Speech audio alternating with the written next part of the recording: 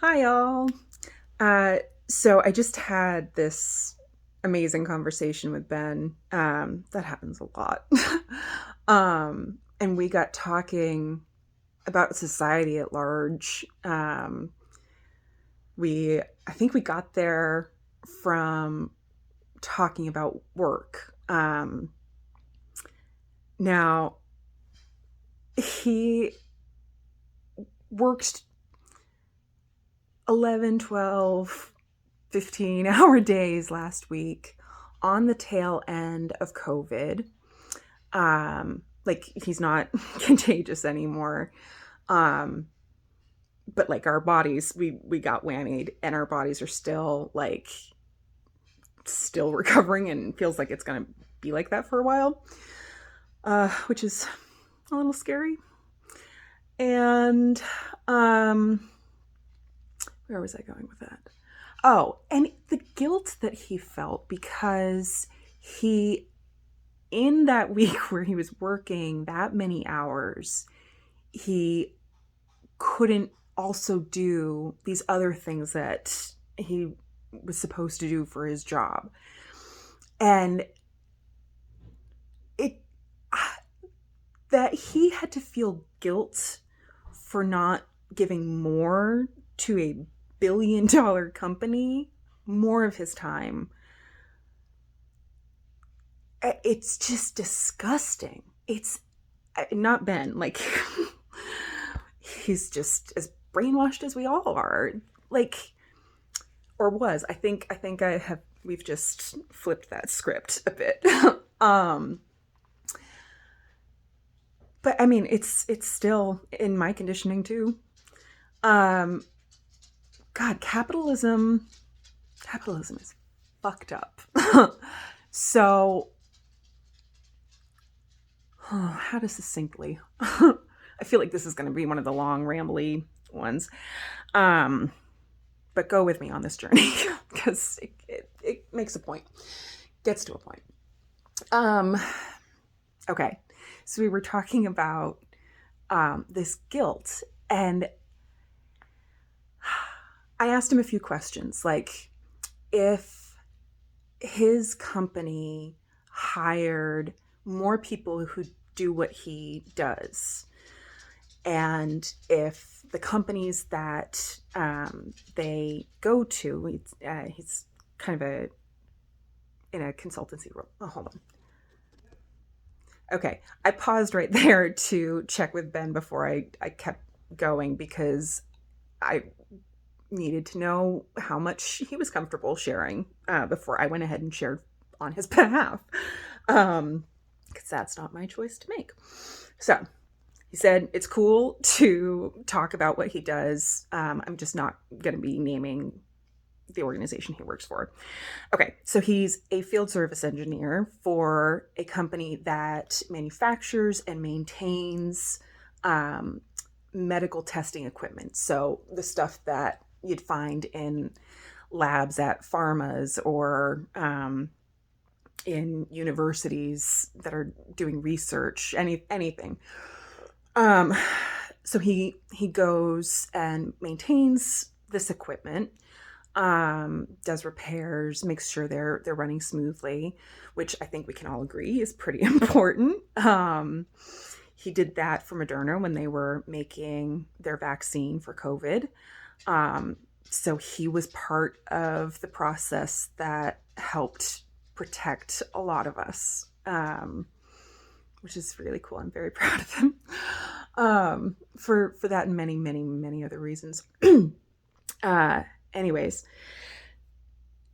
so what if his company hired more people who do that, who are field service engineers, and they they had enough staff, and then on the other end, what if at those labs they had enough staff that someone was always nearby who could help when that was needed, like if a computer logs out, Ben doesn't have the code for that lab.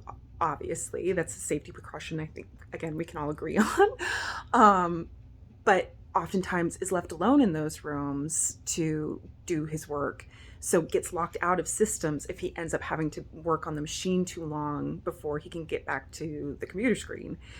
Um, so it prevents him from doing his work until somebody comes back, and sometimes that's hours later.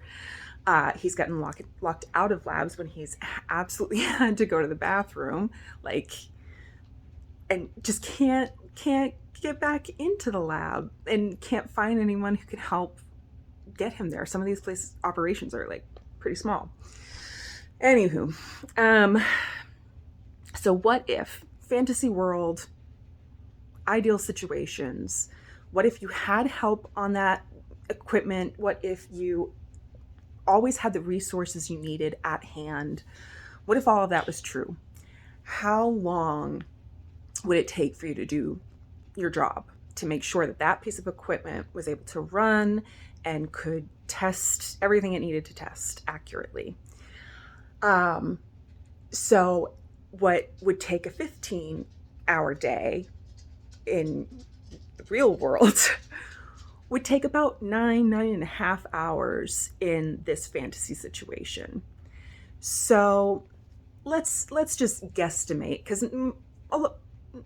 he's had a lot of them, but most of his days aren't 15-hour days. But let's say the variable between the two in ideal world, real world, is 5 hours that you'd get back if your organization could hire enough people that you didn't have to like work any kind of extreme, that you didn't feel like you couldn't get your piece of the work done sufficiently in an 8-hour day, or maybe even less. So 5-hour difference. Let's add that up. So if we've got 5 hours back every week of our lives, in his life, I'll just use him for an example. Then at the end of a typical week, he is going to get 25 hours of his life back. And there are 52 weeks in a year. I'm never gonna like cheat and look things. I don't know. Like I want to keep this very, very unscripted. I didn't know where this conversation was going to take me, and so I just happened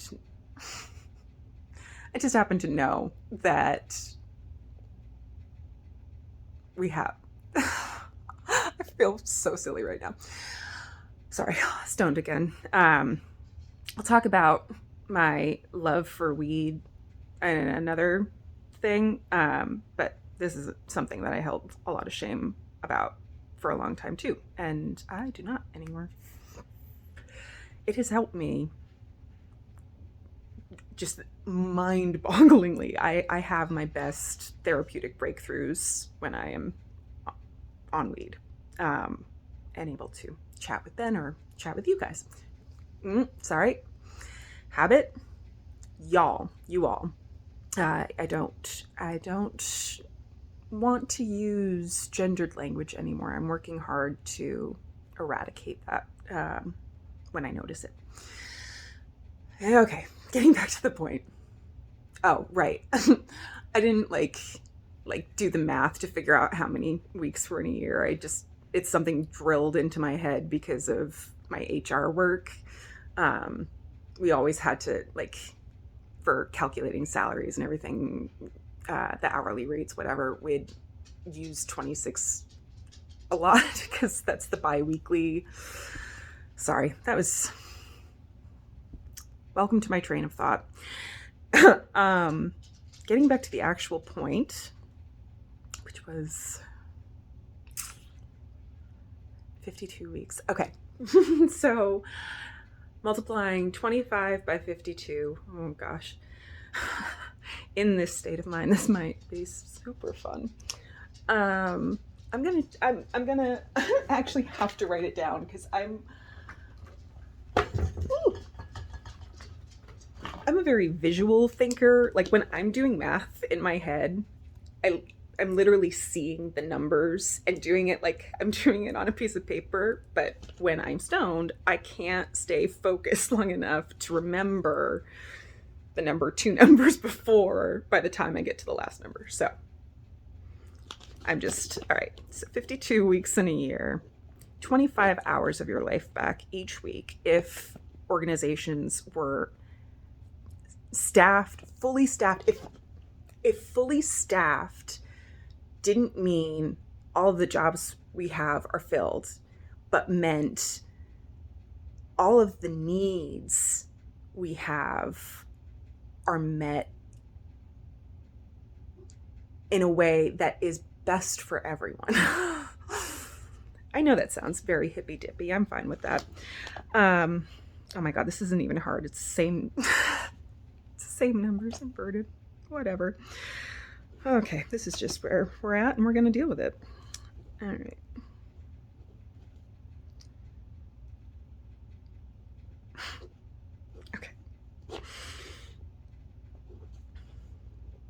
Okay, so unless my math is wrong, which is entirely possible in this state of mind, I believe we get 1,300 hours back in a year.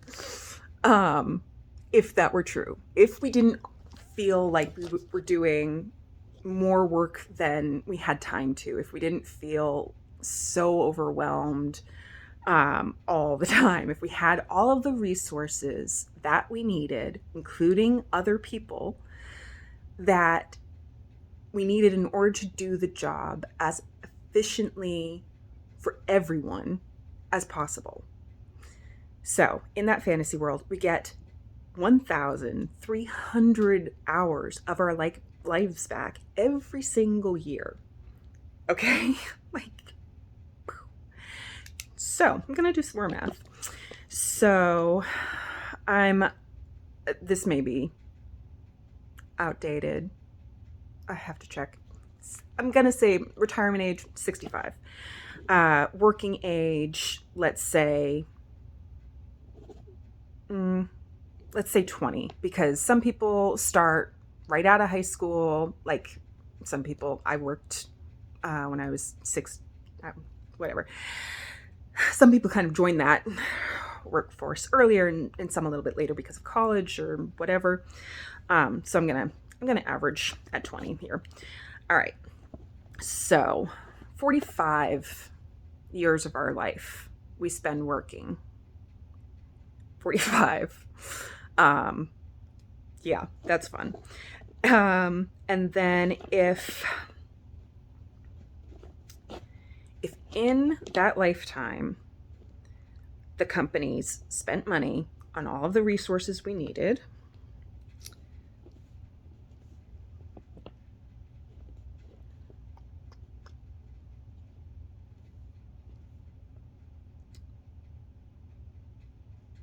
what did I just do?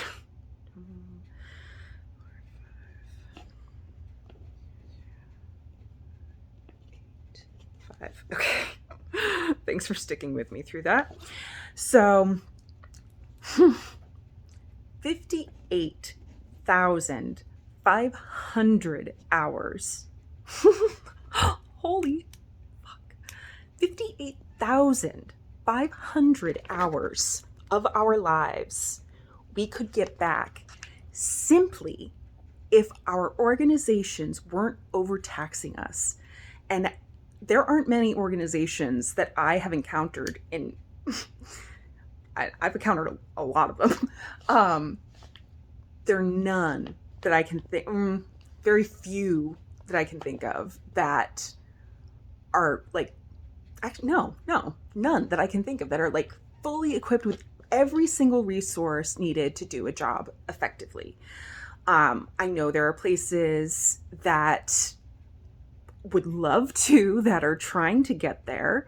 Like organizations that are just too small, too early, like the money is not there to make that happen. But if an established organization has enough money to pay a CEO millions and millions of dollars, then they have more than enough money to pay for the resources we need to do our jobs well in a way that doesn't suck.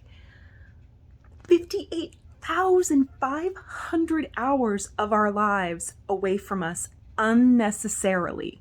Unnecessarily. We're still working in this scenario. We're still doing a job. We're still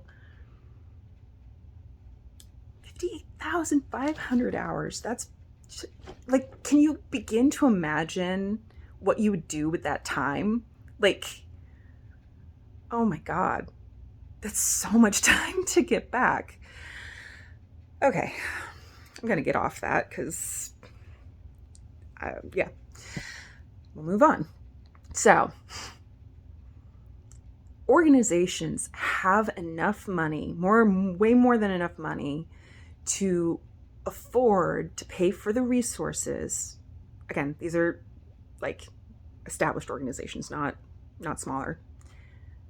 Big organizations, they have enough money to make sure that every job that is required has all of the resources needed in order for the job to be done as simply and easily as possible. The money is there, but it's getting directed towards the very few at the top. And here's where I'm gonna go ahead and get really radical. Can you imagine a society in which it didn't matter what you did for work, did not matter what your job was? Every single person got the same income. The same amount of money is paid to every single person, even those who can't be a part of the workforce. They have the money that they need to live a comfortable life where they're not worried about anything in terms of having their needs met, and one that Teddy's behind me. He threw me off. He's really cute, so he can get away with it. What if everyone was valued as if we were all worthy of being valued? What if the intern and the CEO and the janitor and the middle manager, what if every single person in an organization got paid the exact same? And that may sound ridiculous, impossible, because, I mean, how could we do that? And how unfair to the people who have been working for so long and fought to get up there. What about the people who have really specialized skills? They have to have a lot of knowledge and expertise in order to do that job. Why isn't that valuable? It is. But can they do that job? Will they want to be at that organization doing that job if there's no janitor coming around and picking up their trash and cleaning the bathroom? If they would have to do that. And I mean, you could. I would love it if a lot of us took more responsibility for cleaning up our own messes. That would be great. But in that workplace, your specialty, your expertise, your contribution, that's what you should be focusing on. And somebody else is doing the other job. So with Ben, his position requires a lot of knowledge. He's brilliant anyways, but it is skilled, and he's very, very good at it. But so the way I posed this to him was, in an ideal society. No. Sorry. I'm getting distracted because he's listening to music out there and I can hear it and I want to sing along. but I'm going to focus, even though it's a really good song. 'Cause even if you're gone, I'll stand by you. Okay, I usually have a better singing voice than that, but I've been coughing a lot lately because of COVID. Okay. I don't know why I felt the need to share that. Whatever. I'll think about that, I'm sure. Okay, so I posed it to him this way. Is his position necessary? So I'm not saying, is he necessary to the organization? Because there are a lot of field service engineers and somebody could replace him. Nobody could replace him, but in that workplace, that role could be filled by somebody else. So if that position, that work, if there were no field service engineers, would his company be able to do what they do? And the answer was no. And it was a pretty obvious no. And he has gained so much skill. He has worked really hard, learned so much over the years, and contributes in a really important way. Now let's compare him to the CEO. Now, I know nothing about, literally nothing. I don't even know their name, whoever is CEO of this organization. I've never looked it up. Why would I have? I was thinking for a second, that's weird. Why wouldn't I have done that? And then I'm like, why would I have looked that up? I don't know. Okay. So let's assume that the CEO had to get an MBA and went through different stages of managerial work. So like people manager to director to VP. And now they're leading the show. Yes, that definitely took time, that took skill, that took effort, that took intelligence. All of that is true, 100%. But the same is true for Ben. He couldn't, I couldn't go and service a piece of equipment that he services. I know nothing. I'd look at that thing and just be like, I have no idea. I could learn over time, and that's what he did. So far, same. So then let's assume the CEO has a lot of demands on them. So they have to go to a lot of meetings outside the organization, which means more time away from home. It means more time traveling, less time in the office where they can get things done. Let's say they have, a lot of pressure on them to get certain decisions made and implemented. All of that's true. He has pressure too. It's not for the whole organization, but it is for that piece of equipment, because he knows that with it, people are trying to make life-saving vaccines and medicines and test things and make sure that they're not going to harm us. And it's pretty critical. So, I mean, there's equal levels of importance there. If he didn't know what he was doing and just guessing, like I would be, and fixed a piece of equipment that ended up not being fixed and somehow like made a drug dangerous because it like read out there's not enough of this chemical in this substance, so more was added and became a lethal dose. And who, like, I have no idea. This is clearly not my area of expertise. I'm making things up as I go. It's all guesses. Okay, but how is his value any less than the person who's making those decisions? That person is contributing in the way that they best can, and that's fantastic. Thank you. But he is too. And so is the janitor, and so is the intern, and so is the receptionist. Every person in an organization, like, you wouldn't See, the organization would not have created that job position if it didn't need it filled, if they didn't need someone there doing it. So it's needed, but it's not valued.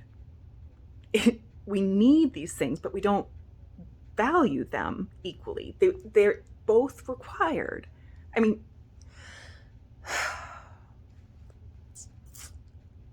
yeah.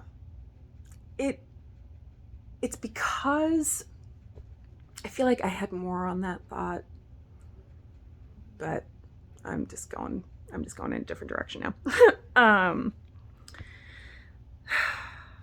When we look at, like, thinking about how we got to this point, it's like, instead of the few being able to have power over us because they're kings and lords and whatever, and they're the only ones who get to make decisions or get to own property or get to have any kind of dignity. It's like we shifted that.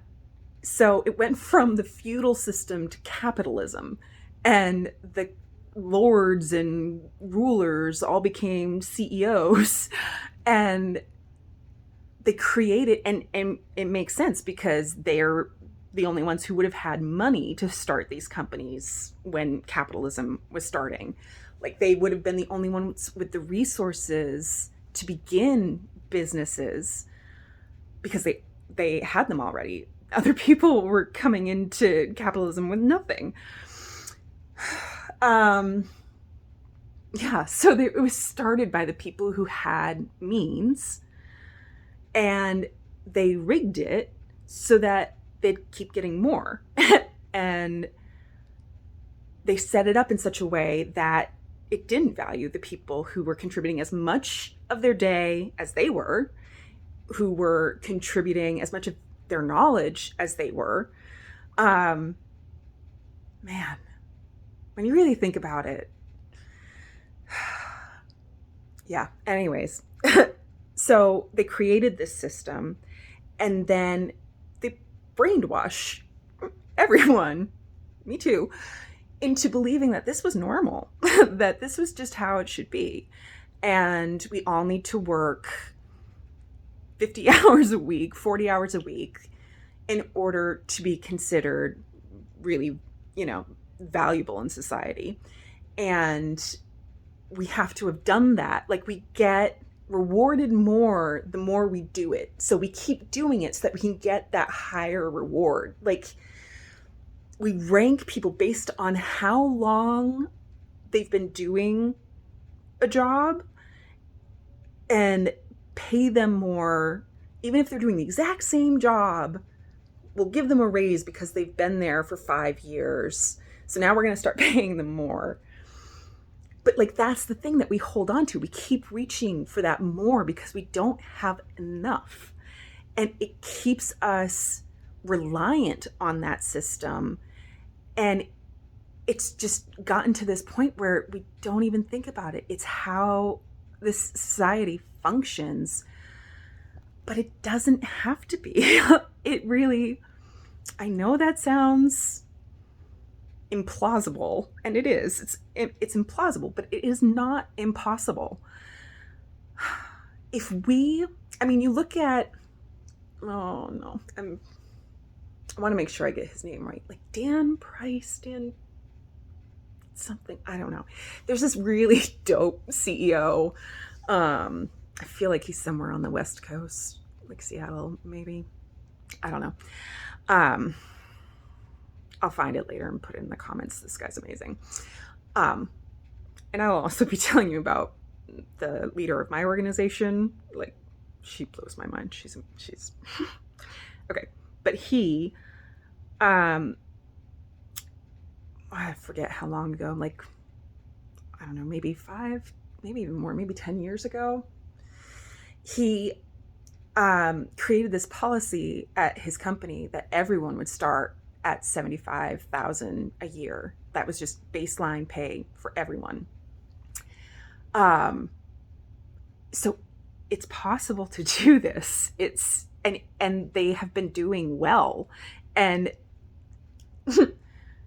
his staff thanked him in like a big way. I think they bought him a car or something, because in order to make this happen, if I'm remembering correctly, he either like really lowered his salary or just didn't take salary for a while. I don't know if that's still, I haven't kept up enough on him personally. Yeah, sorry. But like his staff, the people who work with him, they recognize that he could have milked them the way the rest of corporate America does. He could have taken advantage of their time and their lives, really, to benefit his own. But he didn't. He made the choice to make sure everyone got paid a living wage and everyone could have their basic needs met. It can be done, and it could be done universally. We could all just recognize that we each have a role to play, and there is no role more valuable, more needed, more important than anyone else's. Every single person on this planet is just as valuable as every other person on this planet. We are interdependent. We're interconnected. We always have been. And we seem to have forgotten that. We are supposed to live in harmony with nature, not try to control it, not try to destroy it, not... We're supposed to live in harmony with nature. We're supposed to live in balance. I realize that humans have been violent throughout all of human history. So maybe this part is impossible, just because we have this natural ingrained desire to be to be violent with each other. Like maybe we are just violent and cruel at our core, but I don't think that's it. I think we're violent or cruel when we need to be, or when we're told to be, or when we are just too hurt to keep the pain inside, so it has to be let out. But maybe if we weren't struggling to make ends meet, we wouldn't feel the need to attack that person walking down the street to steal their watch because I need to have some kind of money. I don't know what else to do, so I'm doing this. What if that need didn't exist? And what if...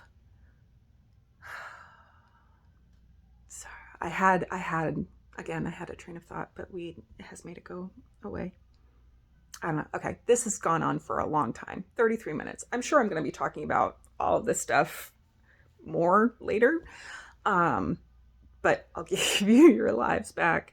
Just mull on all of that.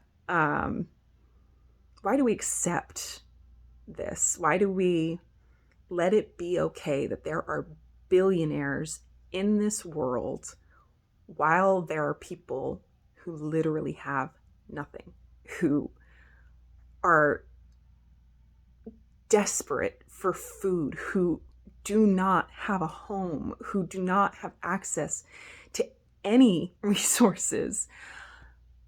How is that okay? When did we decide to just accept that as our reality? When did we give up the idea of trying to create a better world than that? Like, there has to be better than that. I'm sorry. I know I said I would give you back your lives, but apparently I lied because I just got going again. I might have to cut this up because you're going to need a break from thought to thought.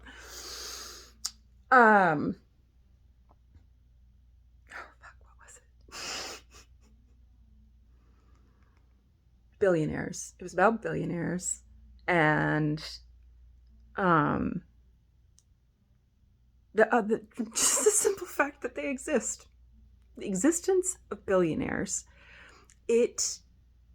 I so desperately wish that instead of seeing that as the ultimate, as success, as what we should all be striving for, instead of having that be our goal, or like millionaire, like instead of focusing so much on that, what if we took a step back and realized that those people, in order to get that money, took advantage of every person who worked for them in some way? Guarantee it. They made sure that people weren't paid enough to meet their basic needs while they were collecting endless amounts of money by the second without having to do anything. They just got more money, more money. Here's more money. Would you like more money? Here's more money. How is that our goal? That person is repulsive. That person makes me, oh my God. Like, I am gonna call these guys out. Bezos, Musk, like, what the fuck is wrong with you guys? Seriously, because this is not what you should be aiming for. The fact that you have billions of dollars is disgusting. It's revolting. And it is just a sign of how callous you are with other people's lives and how willing you are to take advantage of people and tell them to give you so much of their lives so that you can have more money that you will never, ever, ever be able to spend in your lifetimes, that your great, great, great grandchildren will never be able to spend in theirs. Like, care about the people who are here and around you and helping you, not helping. They are the reason that you are living the life you are living right now. They are the reason you have all this money. Respect that. Oh my God. Can we please, please, please just start acknowledging that billionaires and the uber rich are not what any of us should be aiming to achieve? We should be disgusted by those people. Those people should be everything we're fighting not to be. Like, that's the goal. I don't ever want to be that person. If I ever am on the way to becoming that person, someone slap me and wake me the fuck up, because I don't ever want to be that person. I want to be the person who cares about the people around me, who are making whatever we're trying to do successful. My success is their success, and it is. We can't succeed unless the people we are working with are succeeding. Oh God. Okay, that was a whole rant. Sorry it took so long. I am gonna stop now. Okay. Love y'all. Really do. Just as you are, Mr. Rogers. He taught us well. He taught me well. All right. Mwah. Bye.